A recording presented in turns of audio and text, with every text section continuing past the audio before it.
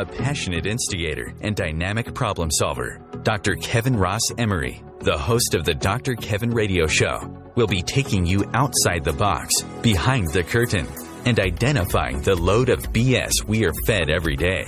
And now, Dr. Kevin. Hello, and welcome to the last Dr. Kevin show of the month of August. We will be winding this down, and when I speak to you again, it will be as we enter into the fall, September. And we will, as we always do on the first Thursday of the month, be having Matt Connerton and doing Through the Spiritual Lens. So make sure you join us next week for that. This week, we have not one, but two guests who, one has been on my show before. One actually used to have a show a long time ago. I'm not even sure how far back. And they're going to be talking about a award-winning film that he directed. She did the screenwriting for, and we're going to talk about why now, why this movie, and why do they think it's getting such rave. But we'll get to all of that in a minute. If you want to be part of the conversation, you can do so by calling in at 202-570-7057. That's 202-570-7057. If you want to go to the Dr. Kevin Show Facebook page, you can find the full write-up, or on the my Dr. Kevin page, you can find the full write-up about both of them with all of their links, their clinks, and their little clatters that you can get in touch with them or see what else they've done or do whatever makes you happy. So if you want to stalk them, that's the way to do it. So this week, I'm going to skip doing a hot topic because there were several that would make me hot enough that we wouldn't get anything done, and it's 95 degrees here and 90% humidity, so I think we've got enough heat for the day. I'd like to start by telling you, I think it's 43 awards that this has now won, and it is won awards in different film festivals all around the world. It is a film short, and we're going to find out what makes a film short. I think that's an interesting piece of information. Does it have to be under 5 foot tall, or, is 5'1", 2? Does that make it a long film? We're not sure, but we're going to find out today. We are talking about none other than the film Kings and Queens, and it is not a movie about chess, just so you know. It is also not another movie about the British royalty. I think we've had enough British royalty films. No, this is about something that has been rising up in our culture about drag kings and drag queens. And yes, it has won 42 awards so far. And I'm going to give you a little tiny glimpse into the plot, and then I'm going to introduce our guest. Lucy, i.e. main heroine, is insecure, broke, and newly single. As she starts to pick up the pieces, her life is turned upside down when she is immersed in the local drag scene.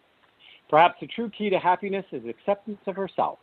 Can she escape the past in order to face her fears and start living her life? So I'd like to first welcome the writer, Melissa Martin. Melissa is a graduated in 2008 with a bachelor's in journalism at Arizona State University. And her first screenplay, Damage Waiver, which I think reminds me of my early dating life. Was a quarter-finalist in the Los Angeles International Screenplay Awards. She is also the author of soon-to-be-released children's book, Conversations with Cooper. There's not an A in there, so I think Cooper is a person and not somebody who, pounds like Cooper. Cooper is a kind of metalsmith, I think. But I suspect that that's actually the name of a little boy. In addition, she was the finalist and won Best First-Time Screenwriter for Kings and Queens. Melissa, welcome. Hi, thank you for having me. Hey, always. I have a little bit of a history with Melissa, so I will give her even more of a hard time than guests that I haven't met before, just so the audience is prepared. So is Cooper a person, I can take it. I know you can take it. The question is, will you return it? So of course, is Cooper is Cooper a profession or a person? I'm just curious. Neither. Cooper is my 10-year-old fur baby. He is a dog, and the book was actually released last fall, so it has already been out. Okay. Well, I just want you to talk to whoever is in your PR department that sent me an outdated PR release. We are not responsible.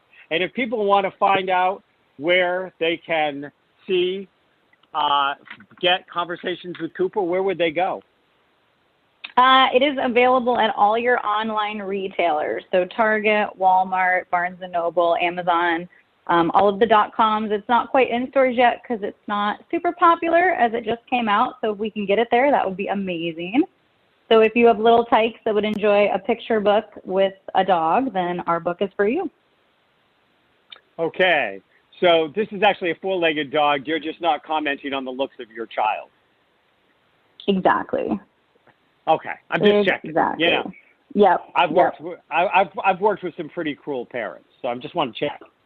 Now I'd like to introduce the award-winning independent, and boy is he independent, let me tell you. I've known him for a long time, and he's really independent. Filmmaker, Elmer J. Howard. He is a Maine native. We call him Lobster for short. No. Changing the world one production at a time is his motto, and how he chooses which films to bring to life. His first short, Loving Martin, is based on the true story of love, loss, and hope, and won 15 awards. His current short, Kings and Queens, is about a lesbian down on her luck who finds solace in a local drag community while searching to find her authentic self. Kings and Queens has won over 40 awards so far in its festival run. There is 5 more paragraphs about Elmer that all are about the size of War and Peace. So please feel free to go to the Facebook fan page and read about them, because we're not going to go through all of that. But you can find Elmer on the second and fourth Sunday of every month at 10 p.m. Eastern Standard Time on his podcast that he does with Rain Thomas and myself on Laughing, Loving, and Alive. So if you want to stalk him there, that's 10 p.m. Eastern Standard Time, the second and fourth Sundays of every month on Laughing, Loving, and Alive. Elmer, welcome. Hello. Thank you for having me. Hey, not a problem. You only have yourself to partially blame because I think you helped me write my bio. I helped you write your bio? Yeah, but not for radio show thingies. No, I don't have like mini bios. I have like one bio. Yeah. You know, he doesn't have a mini bio. We're not going to talk about anything else that's mini that he might have. We're just going to leave it there. So, Melissa, so I'd like to start with a question for you. Now, sure. I'm hoping that this is an okay statement, and if it's not, you can always hang up on me. But as far as I know, you identify yourself basically as a cisgendered heterosexual woman. Is that correct? That is accurate. Okay. Now, there's nothing wrong with those. I know they're not as popular as they used to be. You know, it's like getting your coffee at Starbucks. People make fun of you if you're not getting a triple dunk latte inside out with holding the skinny almond something somewhere, which always sounds indecent to me. And we make people like coffee at Starbucks these days. But the only reason I bring that up is what drew you to want to write this story? What was the impetus of this story? Because this is, I would think, way out of your knowledge base, which I'm not criticizing, because I think that writers can write about anything they want, but I would seem like it's out of your community awareness. So what drew you to write this particular movie? Good question. It might be out of my immediate identity, but I think it's something that's relevant and it's important. And I think that being vulnerable and trying to identify who you authentically are and what you're passionate about is something that's universally relatable. So straight, drag, whatever you identify with, I just think that was a topic that I could write from that perspective, and then just changing out, the places and people. And I think it came across, and it works for a lot of different people that see it. They can take something from it, if that answers the question. So I do want the audience to know, because Elmer and I have a long-standing relationship, that I have been forced to see this movie at least 5 times. But I've enjoyed it every time, and it is actually really worth watching. And it is really well written, and it is really well done. And I'm not just saying that so he doesn't beat me up. It really is. And I do think that vulnerability that is universal comes across. And and I don't want to give away any of the secrets, but that how much trash do we get stuck with from our upbringing and from what we're shown as normal and things like this? I think that is universally applicable. So I think you did a fabulous job on it. I was just curious what kind of drew you. It was kind of like when you go see Macbeth and they do it in World War II. They just do it all in German uniforms or something. So I was curious about what brought you. Now, is there a part of Melissa that was in this story? Is this a personal struggle of coming of age? Can you share a little bit of absolutely. Yeah, absolutely. So you had mentioned in my bio, so I am a journalism major. I planned on being a broadcaster when I graduated college, and that didn't really come to fruition. But I love investigating and doing research and just kind of putting myself in other people's shoes. I think that's just a journalistic nature. So that was, the first half of it, that I was open to whatever topic Elmer wanted me to write about. And then secondly, going back to just, it's a vulnerable human element to try to express how you're feeling. And so for me, I just turned 35, and I really started taking my writing seriously, maybe 2017, 2018. And so to come out to my friends and my family and say, hey, I think I'm going to try to make a career as a professional writer. I mean, that was a very vulnerable / almost embarrassing thing to say, to have this midlife crisis that you want to switch careers. And so I think that's kind of what Lucy was going through in her 20s of, hey, I'm not happy where I'm at. I'm going to investigate a different avenue that might get me there. And then finding the people that supported her. And that's kind of what I had to do going on this venture of my own, if that kind of tracks. Okay. Now, you originally thought that you wanted to be a broadcaster, and and that didn't work out. Did you just get to the point where you were abroad and the caster just didn't kick in, or? You cut out for a second. Can you say that again? I said, someday. You really did. I'm not even that I don't want to answer the question. I just didn't hear it all. No, I know that. I'm having words with spirit because their timing was impeccable. I said you were going to go after a career in a journal with broadcasting, and I said, did you just only get to the broad part and the casting never show up? Oh, that's funny. Yeah, we can leave it at that. Yep, absolutely. So that's why I said I'm having words with spirit, because it cut up right where it killed my joke at the wrong time. So when you say switch careers, I'll piggyback on that. So I had to cast myself to star in my own movie. So I had the broad, but then the casting came later when I put myself in this movie. Oh, that's right. You have a role in the movie. I do. Yes, I remember. So I have to say I remember, because if I forget something about the movie, Elmer will make me watch it 5 more times, just so you know. He's being so good. You've seen it more than I have. Relentlessly. So anyways, so what were you doing when you said kind of switch careers? And it is tough, because there's another aspect of the movie I want to bring up, and then I'm gonna in our next segment I'll start throwing some more things Elmer's way. But so what was the career you were actually doing when you said I really want to be a screenwriter, or was it just I really want to be a writer? So I wear multiple hats. So my day job, which I still currently have, I'm a corporate trainer for a health insurance company. And then I'm also a licensed real estate agent. And then the writing thing is really, like I said, just kind of a hobby and a pastime right now. Definitely not a full profession yet, but hopefully someday. Okay. And did you feel like your community supported you when you made the declaration?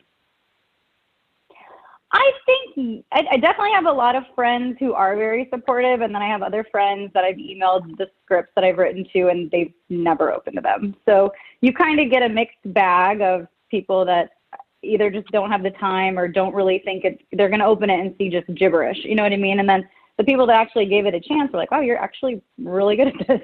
So we get caught up in our lives, and it's sometimes hard to support people in their crazy ideas that they throw at you. So I would say it was like a 50-50 support. Okay. How about your closer circle, like family, intimate relationships?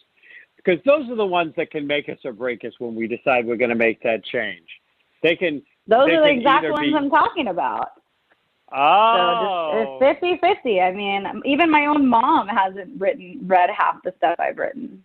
And not because I don't think she wants to. I just don't think she makes it a priority. You know what I mean? Okay. Well, when you're standing on the stage and you're receiving your Oscar for screenwriting, make sure you forget to mention her name in your thank yous. I would have thanked my mother, but she never got around to open my screenwriter, so we're going to skip that thank you. Okay, well, we'll put it this way. If I win an award for something she has read, I will thank her. If she has never read it, she will not get thanked. How about that? There you go. She'll get rewarded for the positive behavior. Absolutely. So tell me, what was the impetus? So one of the things that was really clear, and I think we're coming up to our first break here on the Dr. Kevin Show, where we are talking to the writer and the director of Kings and Queens, a award-winning short independent film. And we'll be right back after this break.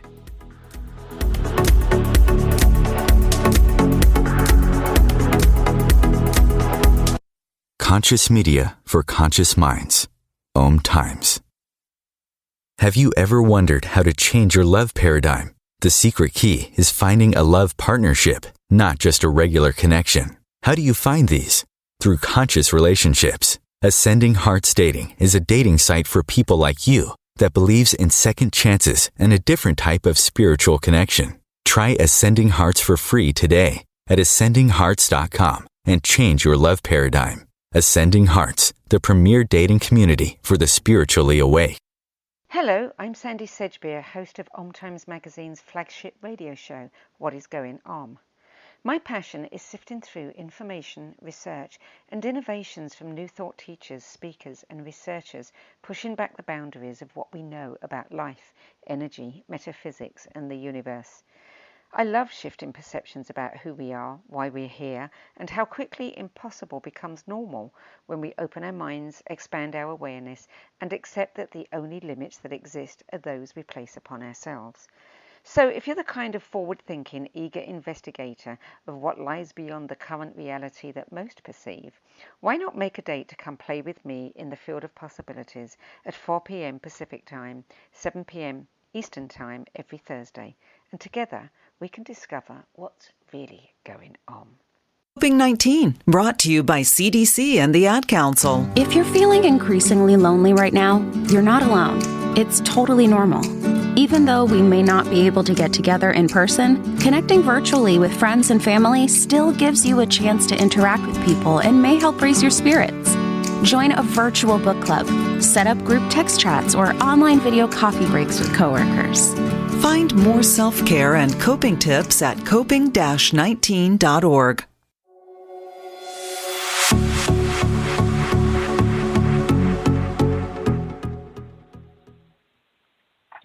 Hello, and welcome back to the Dr. Kevin Show here on OMTimes, where we're changing the world. Wait for it. One Om at a time. And this week on the Dr. Kevin Show, we have the screenwriter and the director, and also known as 2 cast members in the movie itself, of the award-winning movie Kings and Queens. It has won 42 films and 42 awards in independent film festivals as a short film. And we are talking about how it came about and other projects also that they are involved with. So, Melissa, one of the things I want to pick up and finish the last 2 questions, and then I'm going to take you off the hot seat for a few minutes and see if we can, get Elmer done medium rare to medium on the hot seat, is you were really good at representing the closeness and support of the drag community. Now, do you have, before you wrote that, did you know people in drag? Were you familiar with the community? Because, you did that representation, which I find, for the most part, to be fairly accurate. I have definitely some history with knowing people that do drag and stuff like this. That the drag community, though it may bicker among itself like siblings in a big family, that they also really show up and support each other and welcome people in and are very good about finding the way. Did you know that to be true? Did that come out in your research? Because I don't know how much experience you had at all with the drag community before you wrote this. Yeah, other than going to a few drag shows, I didn't have any insider knowledge into that, but I was able to connect with a local drag king in Phoenix, and they were able to kind of take me under their wing and let me talk with them for about 2 hours. And I told them the trajectory of the story I was looking to tell, and I had already had questions that I needed to know to get myself into the mindset to write it. And that was a big part of it, was what kind of support did you have once you decided you wanted to do this? And so that's really, it was really just in the research finding that out.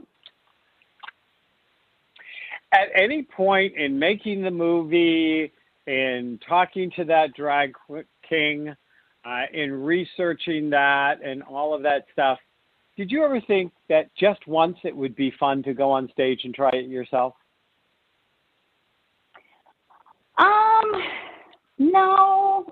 No, because I mean, I don't even do karaoke. Like that's not, me being in front of a crowd performing is just not my thing.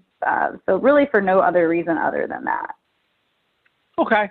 I was just curious because, we have tons of movies and books and stuff like that about the allure sometimes of being somebody totally other than who you are, even if it's just for like a night or whatever, to leave behind whatever we are in our lives to step onto a stage or step into a situation and be somebody else. I mean, the list goes on and on. Okay, so let me pivot on that. So again, going back to the fact that I casted myself as a bartender, that was fun for me to do, to kind of pretend to be somebody else.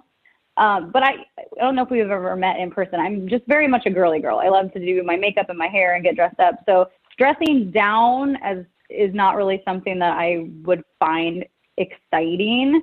Whereas like I could get why a guy would want to dress up as a woman and get to do the makeup and the hair and the heels and the dresses. So I guess I just don't have that in me to want to dress like a guy. I think it's amazing. I love seeing it. But to be someone else, I understood that draw, and that's why I was able to kind of put myself in the movie and try to play someone else for 30 minutes, if that makes any sense. Okay. So you get to take a deep breath and kill that bottle of wine that's in front of you now that I'm going to... How did you know? I'm psychic. I'm drinking a nice nice Pinot on this Thursday afternoon. Yes, and it's 3 hours where you are earlier, so it is afternoon. No, I'm on the East Coast, so it's 6:30 here. Oh, is it? I thought you were in the Phoenix area. I live in the Phoenix area, but I am summering on the East Coast. Oh, well, maybe we'll meet in person depending on where you are on the East Coast. We can definitely talk about that off air. Okay. Elmer, what drew you? Now, you did Loving Martin. Before Loving Martin, you actually directed another film called Mama's Knows Best, right? Which didn't win any awards and didn't go very many places, but you directed that film. I noticed that was nowhere on your biography. I don't know what film you're talking about. Oh, okay, Mr. Producer, you can disconnect the Elmer phone call now. We're just going to do the rest of this with Melissa. Why do you think that this was an important story to tell, and why did you, as a director and somebody who sounds like that, did you commission Melissa to do this? Did you come together with this idea? Because I got that kind of vibe. How did this come together? Tell us how it came together. Well, Brett and I, my cinematographer, has also helped me produce. He and I were just chatting. I said, I want to do another short, and I wanted to do it in Maine because I had just moved back to Maine in 2019. So we were trying to figure out, he's like, stick with the LGBT theme, the genre, because, that's hot topic. It fits me, and we've already got the Loving Martin out. So we were looking, we would put out a call for short scripts to purchase, and we were getting all these scripts in, and they just weren't that great. And at one point, Brett said, he goes, Melissa's ruined me because we read Damage Waiver. She sent it over us to read, and it was really good. That's how I knew about her writing. She actually was not an extra. She was a PA for one day on Loving Martin. That's how I met her. And then the same friend who introduced her to come and be on the set, Greg, said, hey, she's got a script. Would you mind reading it?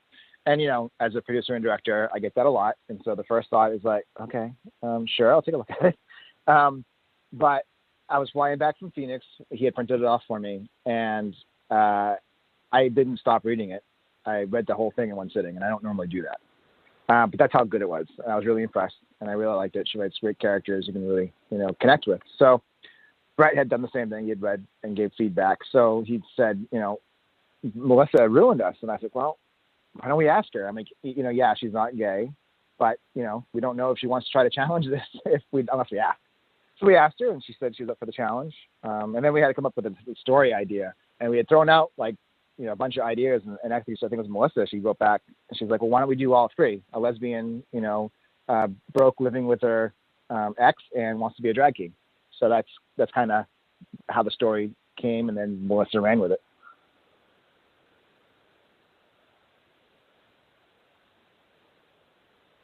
Did we lose Dr. Kevin? I don't know. I can hear you. Dr. Kevin? Okay, good. I'm actually in his Dr. house. Kevin? I'm just up on the second. Oh,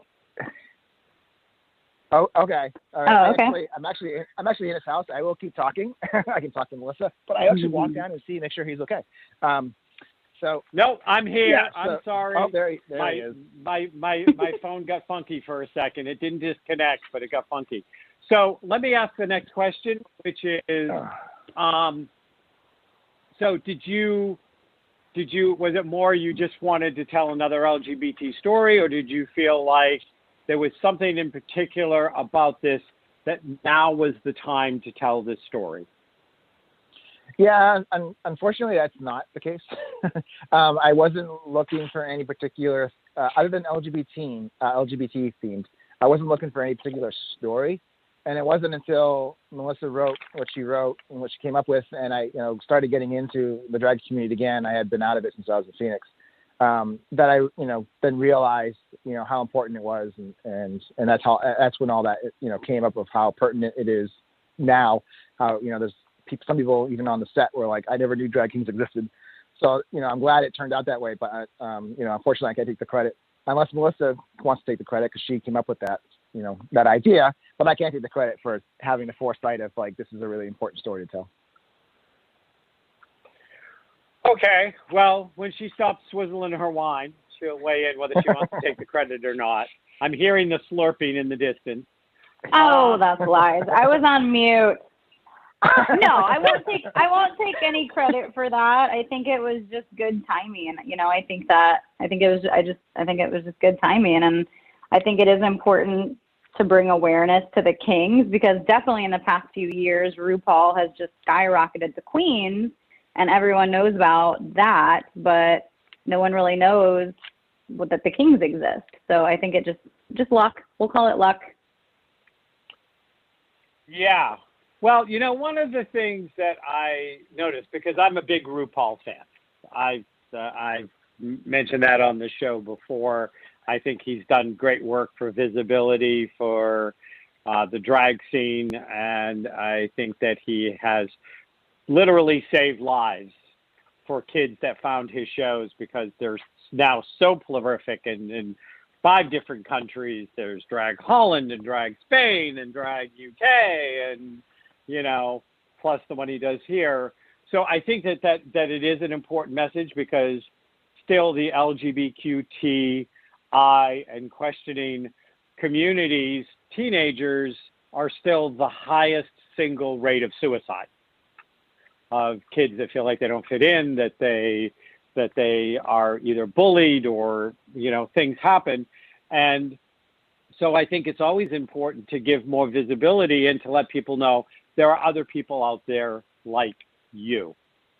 Now, there has been an interesting shift recently over the last couple of years on the RuPaul, and I'm going to throw it out to you guys, because to see if you would ever think of maybe doing not a sequel per se, but to take this somewhere else, which is trans has started to show up on RuPaul Drag Race.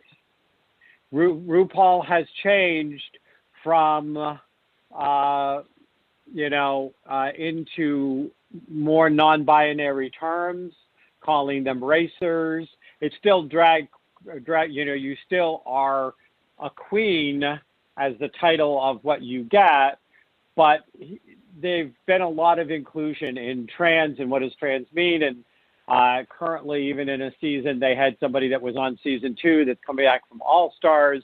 And in season 2, they were a gay male, and now they're trans and they identify as non-binary. And so they've done that thing. And the next place that's under a lot of attack in the world that's being used as a political football are the trans. And trans is now working into drag queens and probably into drag kings, I would expect, as well, as that's coming up. Would that be a topic that would ever interest either of you to try to bring awareness or make a statement using that as the basis? Melissa, I'll start with you. Is there anything there that makes you think, ooh, that could be a good story? Or is it kind of like, been there, done that, let's move on to something else? I mean, I don't want to say been there, done that, because I definitely think, it's been on my radar. I support everything that you just said about the transgender community, but I would never say never, but that's just not something that that's on the horizon for me at this time. Okay. Elmer, do you see that as something that you would seek out as a project to do something that was more trans-centered, whether it was in or out of the drag community? But I think it's a fascinating crossover. Like, what do you everybody's talking about, well, which restroom can they go to and can they play sports? But I think that alignment with drag could be fascinating. But anyways, Elmer, what do you think?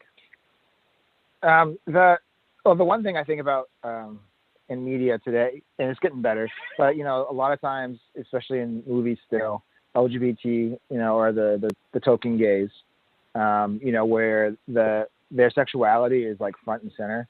And one thing one of our actresses actually said in an interview about this movie is that, so it's playing a lesbian woman, but she's like, that wasn't the focus of the film. The focus was her finding herself. And so I think that's what's missing, what's important, and what I would focus on. So I would love to do a movie with a trans character, but not make that the focus, unless, of course, what you're saying is interesting, of like, what about a trans person who now wants to do drag? So that does bring it, obviously in the forefront, but not in a bad way. Just like, doing this show about kings and queens wasn't, making it a token story. It was really about, what's behind being a drag king in this instance, or drag queen. So how many more, now when does because there's like a season to festivals. So how many more festivals, how many more awards could you win on top of that 42? Do you have it in other shows coming up? Is 42 going to be the crown to your drag race? What's going on there? No, actually, I'm trying to pull up I have a spreadsheet because there are so many. So no, there are more. We still have, we have a total of 95 that we submitted to. And we're about halfway through that. So we still got another 40 that we potentially could get into.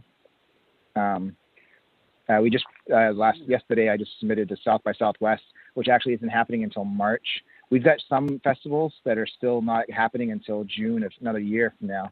So we're going to be in it probably for a good another year. Now, is it normal, or is that something that got altered because of the pandemic? I don't know that I understand, or my listeners understand, the concept of these, we all know about cans, and we all know about, probably I should say there are people that don't know what I mean when I say cans or Telluride. But what is a normal, film festival season? Is this a normal one, or is this an abnormal one? It's abnormal. I mean, usually you go about a year if you want to hit, and it depends on the film, and it depends on the festivals. There's all kinds of restrictions, and you mentioned about what's a short, and so that's also one of the restrictions. But also there's some restrictions on premiere status. So it's easier with a short. That's why I submitted as many as I can, because a lot of them don't care about your premiere status. But if you have a feature film, there are some festivals, some of the bigger ones. If let's say you have top 5, like Cannes, South by Southwest, Telluride, Toronto.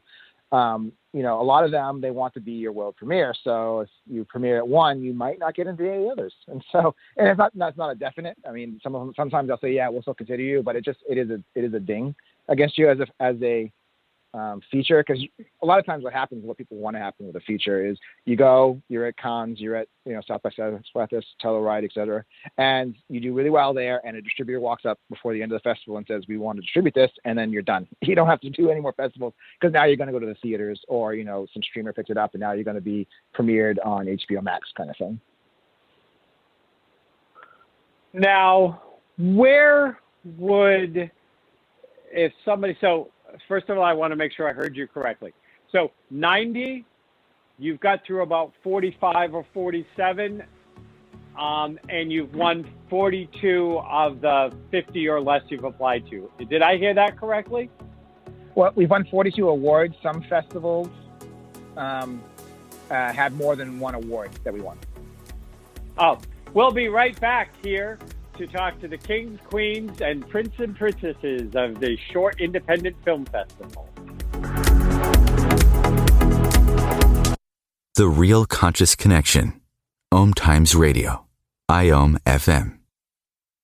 The number one reason girls drop out of school in sub-Saharan Africa is lack of access to feminine hygiene products. The Pads for Schoolgirls Project, an outreach of Humanity Healing International, is changing this paradigm by setting up sewing programs at schools, teaching girls a vocational skill, while producing the reusable pads that help keep them attending classes. The girls pay it forward by making and giving pad kits to other girls in need. To learn more, visit humanityhealing.org. Humanity Healing is where your heart is. Vox Novus, the new voice. Vox Novus, the new dimension. Vox Novus, thought and movement leaders who will share from their experience and offer tools to help us navigate our rapidly changing world.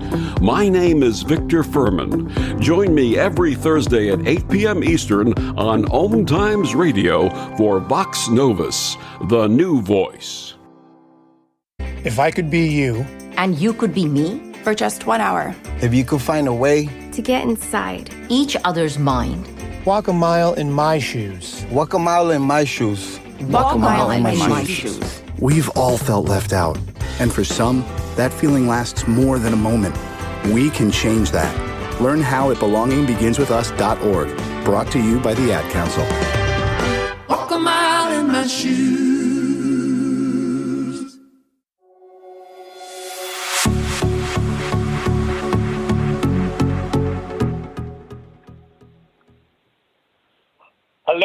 Hello, and welcome back to the Dr. Kevin Show here on OMTimes. We are on our last segment. We are talking to director Elmer Howard and screenwriter Melissa Martin about their award-winning short, Kings and Queens. Tell us, where can somebody find Kings and Queens if after this show they go, I really want to see that movie? Where would they go to find it? The best way to do that would be to follow our Facebook page, because we're still in festivals, so we're not publicly released anywhere, because a lot of places don't want you to do that, to be freely available online. But if you follow the Facebook page, Kings and Queens short film, it's Kings and Queens short film, which I think it's just / Kings and Queens. We'll post there anytime we're in a festival. We'll post it, and if they're doing an online version, we'll post the access to that. And if they're doing an in-person, we also, if you're in that area, you can also visit and see it live in person. And just to give you the full details, we've been selected in 36 festivals so far. We've won awards at 15 of them, and in those 15, we won 42 awards. So, Elmer's other hat is in accounting. Can you tell between spreadsheets and the specificness of that answer? Could you tell that, Melissa? Melissa, you still there, or have you passed out, honey? Yeah, no. Melissa, wake up, Melissa. I am here. I definitely could account for that. Yeah, I heard. She's starting to slur her words. We better hurry this show up. I think she's going to pass out before it's over. Wow, you're ruining my first impression here to my potential fans. Making me look, unless they're drinkers. I mean, then that's good too. But to clarify, there was literally an inch of wine left in this bottle from the weekend. So that's how little I actually do drink. But it was sitting right here next to me, and I was like, I should finish it. Oh, come on.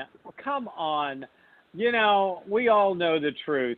It was actually a wine vat that was the size that Lucille Ball stomped grapes in, and it was only an inch across that. You're right. It was a whole keg. Some of the most famous and well-known authors were known as raging alcoholics. That's it didn't so stop true. them from writing Hemingway. stuff. I mean, like, I'm getting you fans. I'm not driving them away, honey. I'm making you more interesting. No, not to it. Elmer, do you have any projects on the horizon that you can talk about? Yeah, well, there's a few in development. Actually, Melissa and I are working on one that's turned into a potential mini-series. That's really interesting. It's based on a true story, but it's really kind of taking Melissa's taking it in a different direction, and a really cool direction of being more suspenseful. But it's actually, I'm reviewing the rewrites of the script this weekend. There's a Star Trek short film that someone's writing that they want me to produce and direct. And there's a true story based on Valerie's in Algonquin, Maine, back in 1975, that I'm actually meeting with. There's 7 people that were involved in this, and we're meeting on Sunday to talk about the details of the release and everything. But I've already started talking to a writer about bringing that movie together. But those 3 are kind of current on the plate right now in development. Okay. Melissa, what do you have in your development plate, and what made you actually write the book about Cooper? So I have 2 questions there for you. I'll start with the Cooper one. So it started just as I wanted to do like a little scrapbook because he was getting older, just of our time together as my only child. And then so I got done with the story and it was super cute. And I was like, well, maybe I'll find a cheap illustrator to illustrate it. And then after 3 days over Christmas 2019 in the Instagram rabbit hole, I found the most incredible illustrator out of the Ukraine. And the illustrations that I commissioned out of her were just incredible. So it was too good not to publish it and have the world see it. And it just turned out so great and people are loving it. And every time someone sends me a picture of their kid reading it, I get so much joy inside me. Honey, that's the wine. No, sorry.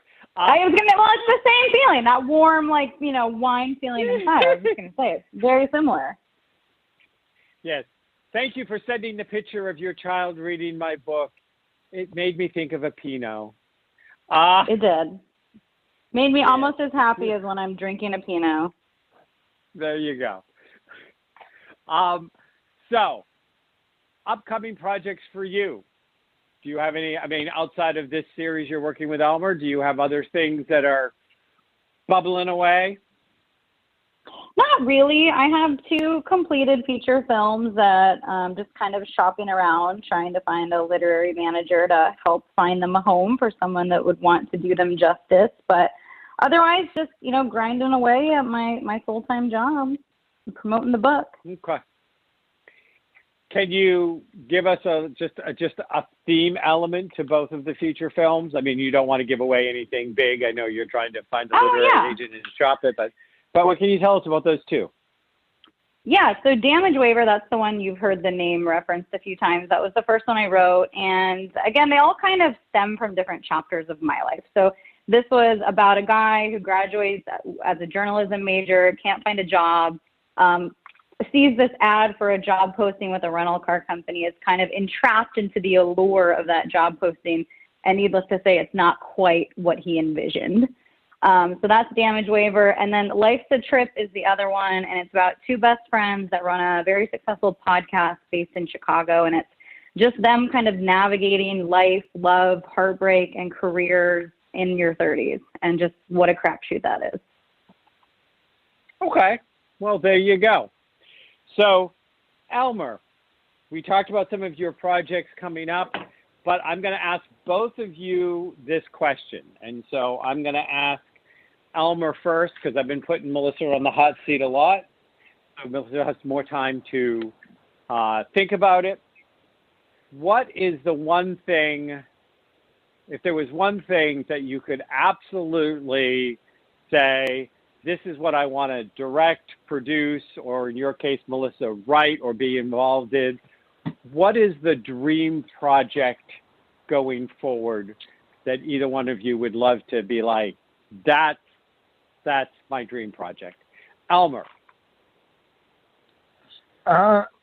It's a lot. As you mentioned, my motto is, changing the world one production at a time and making the audience think and, what makes them walk away and change. And so, in kind of a cheapskate kind of way, I guess, cheaping out of the answer, the movie that has the most impact when people walk out of there and like, oh my God, I got to think about this, about my life. Or, I looked at this relationship I have in my life a little differently because of this movie. That would make me, that's like when Melissa was having the kids read the book, that would make me the happiest of like, I'm really having an impact and changing the world on somebody. But in terms of, I guess, the type of movie, I've always been big into a lot of coming of age, around, gay coming of age too. It's just, figuring out who you are, being able to accept who you are, and kind of like, the kings and queens, she was, not coming of age physically, but coming of age in terms of figuring out who she was. And so, just being able to help people find themselves. Okay. Well, that's a very interesting answer. I'll get back to you on that. Melissa, is there something that you've always said, when the time's right, that's the movie I want to write that I haven't written yet? I don't know if I'm there because it's still kind of a side hustle. I think if I ever get to a point where I have like creative control and can just write whatever I want, I could figure that out. But when I started the idea of writing a movie, it was this movie about a rental car company. And the only thing I had in mind when I started outlining this was that I want Judd Apatow to direct and produce this. So I'm sure crazier things have happened, but if anyone out there knows Judd Apatow, hook us up. I would love if he could make my movie. That would be like, I could die happy. That would be it. That's what started this whole crazy screenwriting journey, was envisioning him making my movie, because I'm just like his biggest fan. Okay. Well, there you go. So I'm going to go back and I'm going to pull a piece of information I know about Elmer, because Elmer and I jointly wrote a script for a full-length movie that never has yet to make it in production. And I was going to see if that was still, because that was a really driving force for you before Kings and Queens, before Loving Martin, before Mama Knows Best, right? This one predated all of those. What's happened there? Has that energy gone away, or? It's well, you said, what's in development, and that's more of I consider a back burner story. It's one that I still want to do when the time is right, and want to get it in development. That's going to need a fresh pair of eyes. I want to bring in a good screenwriter, because I'm not a screenwriter, and you helped me a lot with making sure the characters were 3D. We're three-dimensional. So I want to bring somebody who's really good at script writing, though, to really help with the dialogue and the flow and just getting it. Because, the thing I always say about filmmaking is, this is even though, the movie says, a film by Elmer J. Howard or a film by whichever director. For me, it's always a team effort. Because, I bring in people who are smarter than me. I bring in smarter writers. Melissa's an amazing writer. I bring in a smarter cinematographer, Brett. I can't do half of what Brett does. And I don't want to, because that's what their specialty is. And so when you bring in a team of people who are experts and you listen to them, you get a better product. So even the editor, all of it, it's a whole team effort. Yeah, okay. 1,000%. Yep. Well, there's an old saying for an organization that Elmer and I used to do quite a bit of work with back in the day, that if it's not your genius, it's not your job. And to take that one step further, as a producer director, it's your job to find all the right geniuses in all the places you're not. Exactly. So, that makes sense to me.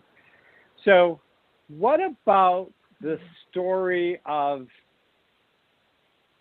coming to age of a gay man who accidentally finds out, as they're trying to come to age, that their father is actually gay and they never knew it, and they bump into each other at a gay bar? There's something, it reminds me, I don't think the son's gay, but there was a movie with I can't remember his name. He's a great older actor, but he ends up playing a guy who comes out when he's 60, 70, and his kid's 30, his son's 30. And it's just this whole, reverse coming of age kind of thing of where he's coming of age into his own being at that. But I don't think the son was gay, but it's a similar story to that. But if somebody wrote a killer script along those lines, I'd definitely be interested in take a look at it. Melissa, would that be a story that you would get down as something that, if you found the right team up, you would be interested in giving a hand at? I think that I would definitely take a backseat to helping someone write that, but I'm very conscious of the fact that there's got to be just amazing writers out there that can relate to that story more than I can, and I don't want people to think that I'm trying to tackle stuff that I don't personally relate to. So I would be more than happy to help out and co-write something like that, but it would definitely have to be with someone who could tell that story from a personal side, because I can't. So is that a story that both of you think would make a great, initially a short, because it could be a longer movie, but definitely it could fall into the length of a Kings and Queens? Yeah, I think shorts are a good way to test your idea as well. We've Kings and Queens, anytime we've done a screening that I've been a part of, afterwards, there's always at least one person, and usually multiple, that say, when are we going to see more? Because it leaves them wanting more, which tells you have a good story that's connected with the characters, and so you can write a longer story or you can write a sequel, depending on the situation. So yeah, writing a short story about that, and your audience is like, oh, I want to know more about it, then maybe you turn it into a feature at that point. So I throw that out there. I think Elmer understood where I was going, but I'm not sure that he did. I did. Because you did. Because, Melissa, that's my story. Oh, okay. I lived that story in the 70s. Well, then there you out. go. If you and I want to write this, let's do it. That would be, but that was it. I remember deciding to come out to my father and taking him to a gay bar and realizing he knew more people there than I did. Kevin, I'm going to say one thing, though. There's no way that you and I could write a short if it was your life story, because I've had conversations with you, and it would be way more than 20 pages. Like, we could do a 3-hour film if you and I were involved. So. Yeah, but maybe we'll just start with a short.